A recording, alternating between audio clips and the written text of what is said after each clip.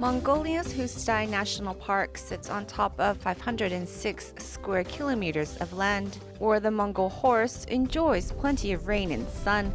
However, with the decrease of grassland, their living space is facing a difficult test. We separate the pasture zones into light, medium, and severe deterioration. The light category pasture zone, if we can move the animals away for 2 to 3 years, then the land can easily recover naturally. Mid and heavy deterioration is not recoverable. We've spent 16 years of research on removing the animals from the mid and heavy deterioration zones, and we have not seen improvements yet. It is this reason that researchers are quick to act on light deterioration zones to prevent the further destruction of the grassland. Professor Unadarma's research takes place inside the Hustai National Park. We can see that the zone is closed off, which is the Mongolia University of Life Sciences research inside the national park.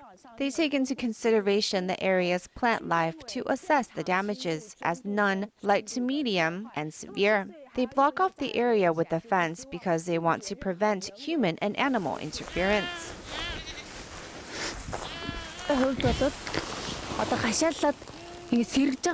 This area, after it was marked off, the land recovered, but other areas won't. This place is recovering because it has been blocked off.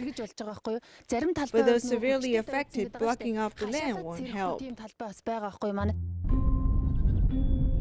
The flock look like white pearls rolling around in the land. They enjoy sunbathing, but this flock is hungry and their continual grazing actually affects this precious land.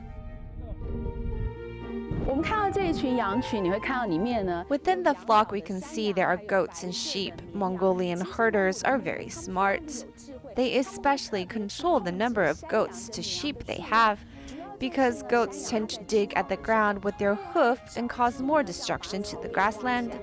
So they limit the number of goats within their flock.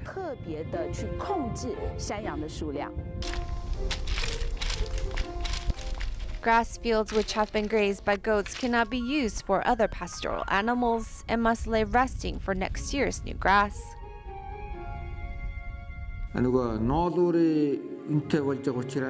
The cashmere industry is fixing higher price now, so in order to harvest cashmere wool, cutters will raise cashmere goats, but they eat a lot of grass, which destroys the fields. With the increase of goats and what they eat, it has changed the environment and created a desert. Mongolia's cashmere wool supplies about 1/3 of the world's demand, and with the increase of prices comes the increase in number of flocks. Since ancient times, there have been as many as 600 kinds of grassy pastures in Mongolia, but now some of them have been unable to regenerate due to global warming and drought.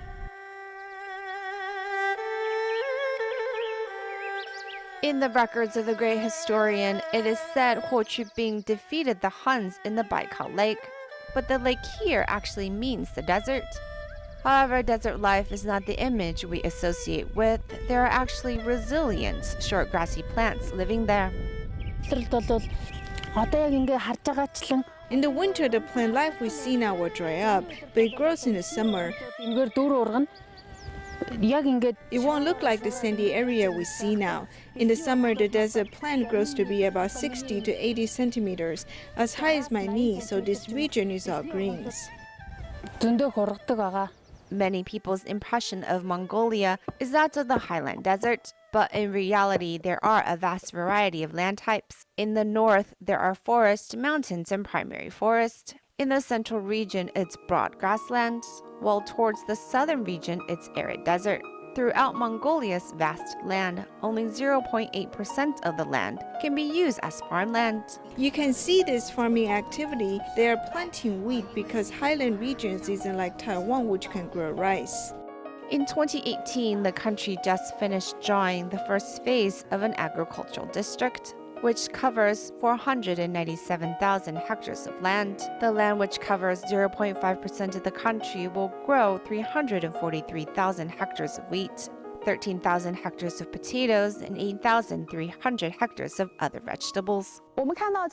We can see this is a newly plowed land which will be used to plant wheat. Wheat and potatoes are the main agricultural products in Mongolia, but because of the vastness of the land, 60 to 90% of farmers are unable to use an irrigation system. When the weather is too dry, their harvest suffers. It is estimated that if Mongolia continues to be affected from the world's temperature rising, their harvest output will decrease as the years go on.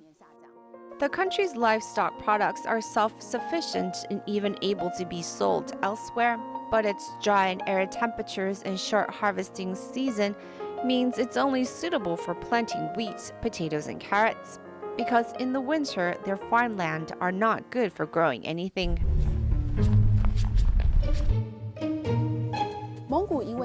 Due to the extreme cold in Mongolia, if they want to continue agricultural work in the winter, it must be done inside a greenhouse. But what is different than the greenhouse we find in Taiwan is that there is a thick brick wall here.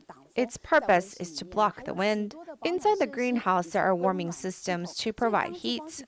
So in terms of construction costs, it was expensive to build. On top of the electricity bill to run the heaters, greenhouse agriculture is very expensive here.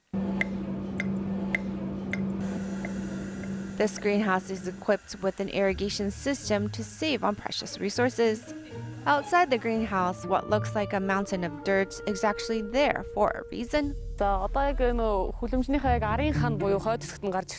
I'm standing behind a greenhouse. The facility's height is 3 meters, and this pile of dirt is to keep the greenhouse warm. The greenhouse and the distance between the greenhouse is very important. It must be 1.5 times the distance. This way the greenhouse can get plenty of sun. Under the safeguard of the greenhouse, leafy vegetables can grow in the winter, and strawberries can be harvested year-round. However, the price to pay for providing electricity 9 to 10 hours a day to the greenhouse is something only a few companies can afford to continue in the wintertime. Yet this new greenhouse economy is creating new opportunities for the difficult Mongolian agricultural life.